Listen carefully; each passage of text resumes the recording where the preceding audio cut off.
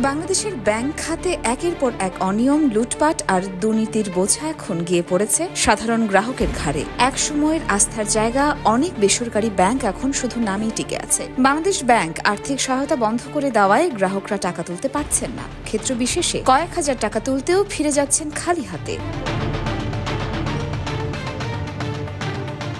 Union, global, first security ইসলামী, Exim আর social ইসলামী ব্যাংকের গ্রাহকরা সবচেয়ে বেশি বিপদে। কেউ সন্তানদের স্কুল ফি দিতে পারছেন না, আবার কেউ তো চিকিৎসার টাকা তুলতেও হিমশিম খাচ্ছেন।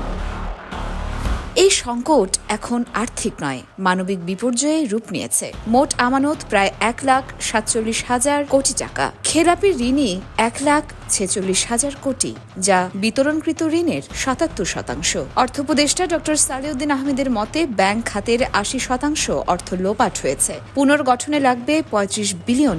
বাংলাদেশ ব্যাংক আশ্বাস দিলেও বাস্তবে টাকা ফেরত পাওয়া গ্রাহকদের কাছে এখন দুঃস্বপ্নের মতো। योरमा शायर जहान, देशकाल न्यूज।